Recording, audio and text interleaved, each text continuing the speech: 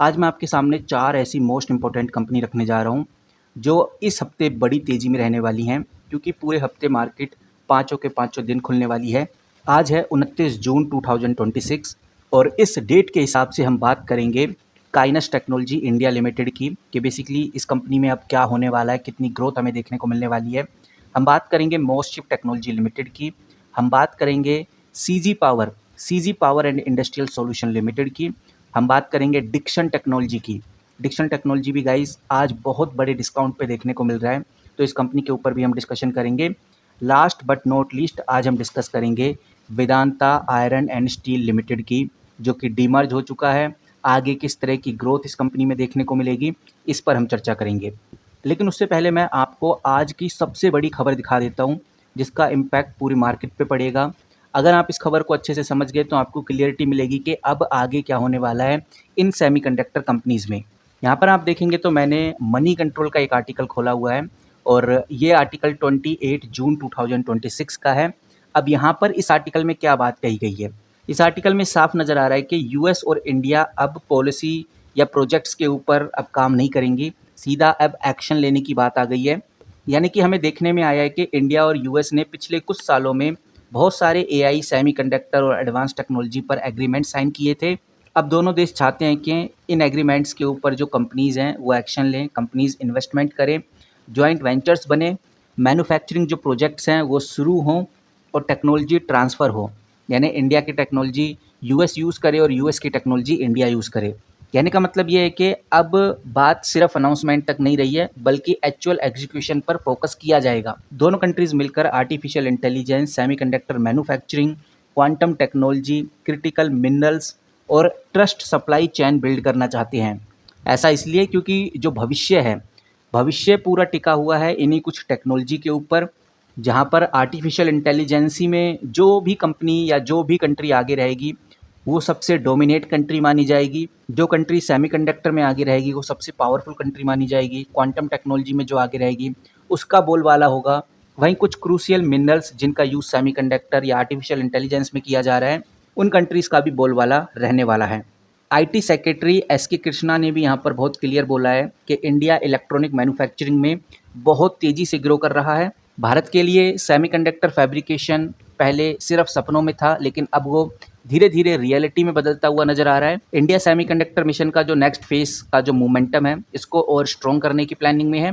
यहाँ पर ये जो प्राइवेट कंपनीज़ हैं, चाहे वो काइनस टेक्नोलॉजी हो, मोस्टशिप टेक्नोलॉजी हो, सीजी पावर हो या डिक्सन टेक्नोलॉजी जैसी बड़ी कंपनी हो, यहाँ पर हमें बहुत क्लियर देखने को मिल रहा है। जो गवर्नमेंट पॉलिसीज़ हैं वो तो हमें गवर्नमेंट की तरफ से ही देखने को मिलेंगी, लेकिन जो इन्वेस्टमेंट्स हैं, जो इनोवेशंस हैं, जो मैन्युफैक्चरिंग है या जो भी एग्जीक्यूशन का जो प्रोसेस है, ये सब प्राइवेट कंपनीज़ को दिया गया है और इसीलिए इंडस्ट्रीज़ को पार्टनरशिप का मेन ड्राइवर माना जा रहा है। इंडिया और यूएस दोनों मिलकर ऐसा इसलिए कर रहे हैं क्योंकि वो चाइना पर जो डिपेंडेंसी है उसको बहुत हद तक कम करना चाहते हैं। फिलहाल इंडिया और यूएस दोनों मिलकर ऐसा इसलिए कर रहे हैं क्योंकि चाइना के ऊपर जो डिपेंडेंसी है उसको काफ़ी हद तक कम करना चाहते हैं। अब देखते हैं कि ये दोनों कंट्रीज़ कितना सक्सेसफुल हो पाती हैं। हालांकि नए जॉइंट वेंचर्स, नए ऑर्डर्स आपको जल्द ही देखने को मिलने वाले हैं इन कंपनीज़ के अंदर, जिसमें नाम आता है काइनस टेक्नोलॉजी का, नाम आता है मोस्टशिप का, सीजी पावर का, डिक्सन टेक्नोलॉजी का, बीईएल यानी भारत इलेक्ट्रॉनिक लिमिटेड का। लेकिन आपको ये भी समझ के चलना चाहिए कि ओवरऑल कि ये जो डिस्कशन थी, ये एक हाई लेवल पॉलिसी डिस्कशन थी और ये डिस्कशन अभी राउंड टेबल ही है, कोई रियल ब्रेकिंग न्यूज़ नहीं है, बल्कि ऑनगोइंग पार्टनरशिप का एक नेक्स्ट स्टेप हमें देखने को मिल रहा है। मार्केट में हाइप हो सकता है इस चीज़ को लेकर, लेकिन लॉन्ग टर्म एग्जीक्यूशन पर डिपेंड करना आपको काफ़ी इंपॉर्टेंट हो जाता है। बाकी ये सब कुछ लॉन्ग टर्म एग्जीक्यूशन के ऊपर ही डिपेंड करेगा। अभी से बहुत ज़्यादा उम्मीद रखना फ़िलहाल अभी सही नहीं है।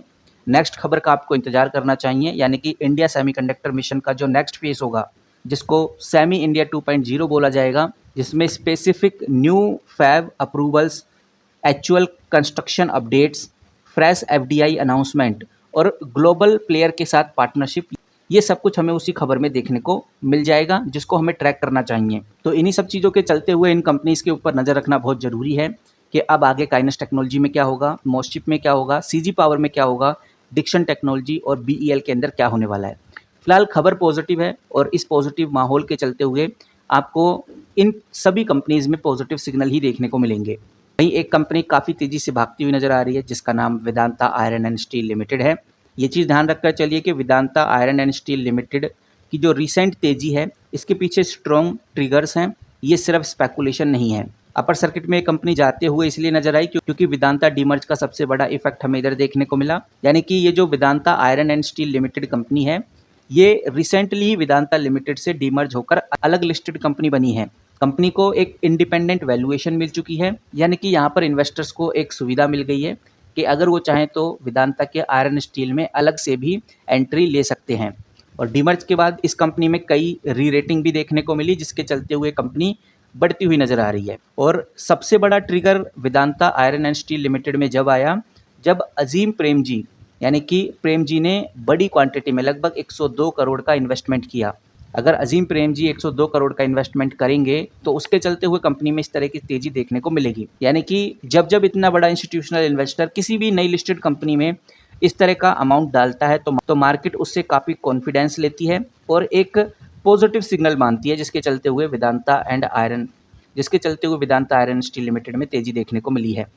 तो फिलहाल सवाल ये आता है, क्या कंपनी ने अभी कोई बड़ा ऑर्डर अनाउंसमेंट किया है? तो ऐसा कुछ भी नहीं है। अभी फिलहाल जो रैली है, रैली के चलते हुए कंपनी में अपर सर्किट लगा हुआ है। ये upper circuit demerge, institutional buying और वैल्यू अनलॉकिंग, वहीं स्ट्रॉन्ग इन्वेस्टर सेंटीमेंट की वजह से हमें ये सिचुएशन देखने को मिल रही है। अब सवाल ये आता है कि बेसिकली करना क्या चाहिए, तो मैं आपको क्लियर करना चाहूँगा, ये कंपनी पूरे 1 महीने में यानी बहुत कम समय में 50% चढ़ चुकी है। इसीलिए छोटे टाइम फ्रेम में इस कंपनी में प्रॉफिट बुकिंग देखने को मिल सकती है। ये कंपनी काफ़ी ज़्यादा वोलेटाइल हमें देखने को मिल सकती है। बाकी लॉन्ग टर्म स्टोरी एक अलग भी बन सकती है अगर कंपनी के फंडामेंटल्स और जो कंपनी के प्लान हैं वो काफ़ी अच्छे से एग्जीक्यूट होते हैं।